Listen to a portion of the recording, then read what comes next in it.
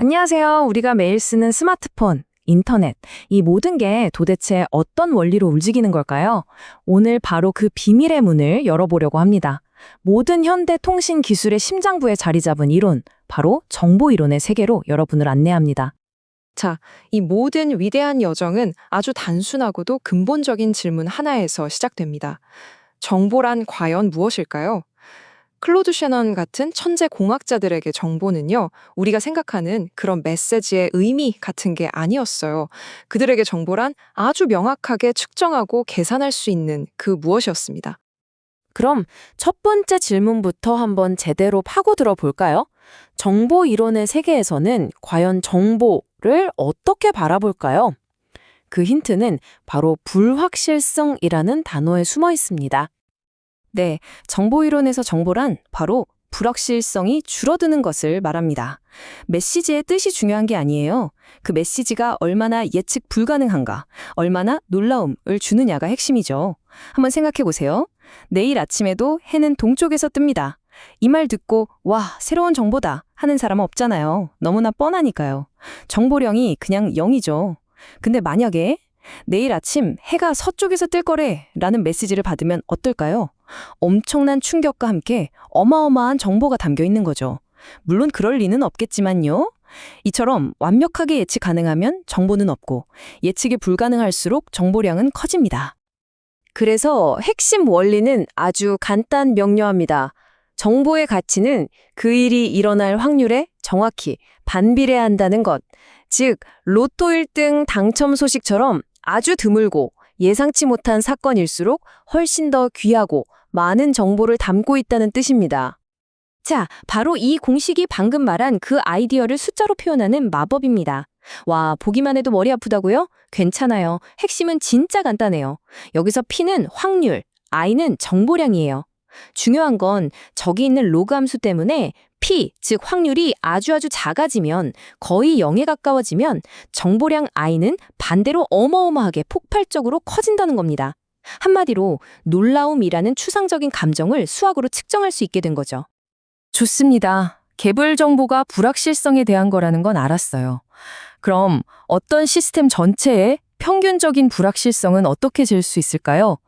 평균적으로 얼마나 예측이 안 되는지 이걸 나타내는 값이 바로 엔트로피입니다. 엔트로피. 이름은 좀 어렵죠? 그냥 평균적인 놀라움의 정도 혹은 정보의 무질서함을 나타내는 점수라고 생각하시면 편해요. 그리고 이게 왜 그렇게 중요하냐면요. 바로 이 엔트로피가 우리가 데이터를 얼마나 꽉꽉 눌러 담을 수 있는지, 즉 데이터 압축의 궁극적인 한계를 정해주기 때문입니다. 이 표를 보시면 느낌이 확 오실 거예요. 왼쪽, 낮은 엔트로피는 뭐랄까 되게 예측 가능한 드라마 같은 거예요. 내용이 반복되고 그래서 다음 내용이 뭔지 대충 짐작이 가죠. 압축하기가 아주 좋아요.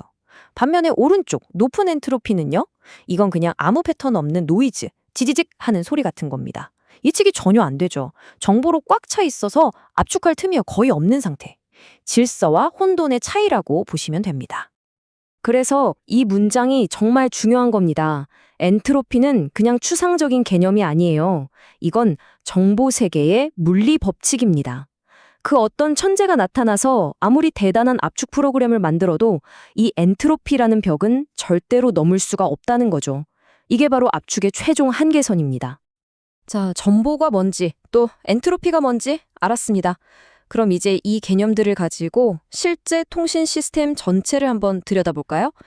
셰넌이 만든 이 모델 하나면 옛날의 정보부터 지금 우리가 매일 보는 유튜브 영상까지 전부 설명이 가능해집니다. 셰넌은 이 복잡해 보이는 통신 문제를 딱 한 문장으로 정의했어요. 여기서 보낸 메시지를 저기서 똑같이 혹은 거의 똑같이 복원해내는 것. 이게 통신의 전부라는 거죠. 그리고 이 단순한 목표를 달성하기 위해 그는 세상의 모든 통신 과정을 5개의 핵심 단계로 아주 깔끔하게 정리해버렸습니다. 자, 메시지의 여정을 한번 같이 따라가 볼까요? 먼저 메시지를 만드는 정보 소스가 있습니다. 그러면 송신기가 이걸 전파 같은 신호로 바꿔서 쏴주죠. 이 신호는 채널, 그러니까 공기나 케이블 같은 길을 따라가는데 여기서 항상 잡음이라는 불청객이 끼어들어요. 그럼 반대편 수신기는 이 잡음 섞인 신호를 받아서 원래 메시지로 다시 풀어내고요. 마침내 목적지, 바로 우리 눈이나 귀에 도착하는 거죠. 정말 놀랍지 않나요? 우리가 지금 쓰는 모든 통신 기술이 바로 이 5단계를 거치고 있다는 사실이요. 자, 이제 통신의 전체 그림은 알겠습니다. 그런데 여기서 아주 중요한 질문이 생기죠. 어떻게 하면 이 과정을 더 효율적으로 만들고 저 성가신 잡음을 이겨낼 수 있을까요?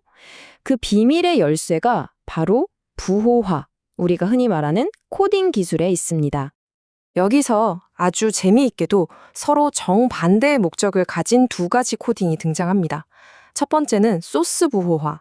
이건 데이터에서 불필요한 중복을 싹 걷어내서 몸집을 줄이는, 말하자면 데이터 다이어트입니다. 우리가 쓰는 파일 압축이 바로 이거죠. 두 번째는 채널 부호화. 이건 정반대예요. 잡음이 가득한 험한 길을 건너야 하니까 일부러 데이터의 오류를 바로잡을 수 있는 보호용 갑옷을 덧입히는 겁니다. 하나는 빼고 하나는 더하고 목적이 완전히 다르죠? 자, 이제 이 모든 조각들이 하나로 합쳐지는 순간입니다. 오늘 이야기의 하이라이트죠. 통신 세계의 절대 법칙, 누구도 거스를 수 없는 쉐넌의 정리들을 만나볼 시간입니다. 셰넌의 정리는 크게 두 가지입니다. 첫 번째, 소스 부호화 정리는 우리가 이미 본 거죠. 압축은 엔트로피라는 벽을 넘을 수 없다. 한계를 정해주는 법칙이에요. 그런데 정말 혁명적인 건 바로 두 번째, 채널 보호화 정리입니다. 이게 무슨 말이냐면 채널에 잡음이 아무리 심하더라도 우리가 데이터를 보내는 속도 R가 그 채널이 감당할 수 있는 최대 용량 C보다 조금이라도 낮기만 하면 이론적으로 단 하나의 오류도 없이 완벽한 통신이 가능하다는 겁니다. 잡음이 있는데도요. 이건 당시로서는 정말이지 믿기 힘든 놀라운 선언이었습니다. 아니, 근데 그 채널이 버틸 수 있는 최대 용량, 채널 용량이라는 게 대체 뭘까요? 어떻게 알 수 있죠? 바로 이 공식, 쉐넌 하틀리 정리가 그 비밀을 풀어줍니다. 또 공식이냐고요? 하하. 하지만 이건 통신 세계에서 가장 아름답고 중요한 공식 중 하나예요. 우리가 이용할 수 있는 정보 고속도로가 얼마나 넓은지 그 최대치를 정확하게 계산해주는 공식이거든요. 이 공식의 구성 요소를 하나씩 뜯어보면 아주 상식적입니다. C는 우리가 알고 싶은 최대 속도고요. W는 대역폭인데 이건 도로의 차선수라고 생각하시면 돼요. 차선이 넓을수록 차가 더 많이, 빨리 달릴 수 있겠죠? 그리고 저기 S분의 N은 신호대 잡음비입니다. S는 내 목소리 크기, N은 주변 소음 크기라고 생각해보세요. 시끄러운 시장 한복판, N이 큰 곳에서는 목소리를 크게 내야 S가 커야 대화가 되잖아요. 바로 그 원리입니다. 그래서 이 표를 보면 관계가 명확해지죠. 도로를 넓히거나 W 증가, 내 목소리가 주변 소음보다 훨씬 더 커지면 S분의 N 증가, 더 많은 정보를 보낼 수 있는 겁니다. C 증가. 반대로 주변이 시끄러워지면 당연히 정보 고속도로는 꽉 막히겠죠.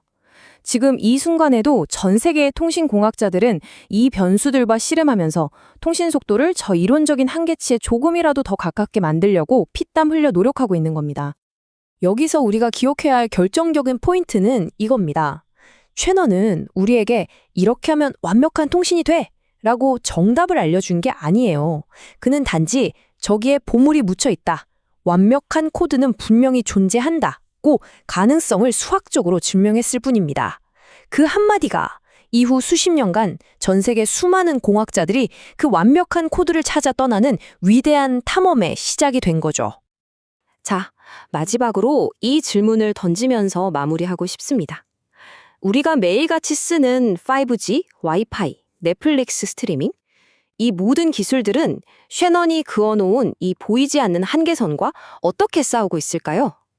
오늘 우리가 함께 살펴본 이 오래된 이론들이 바로 지금 여러분 손에 들린 스마트폰 안에서 생생하게 살아 숨쉬고 있다는 사실, 정말 놀랍지 않나요?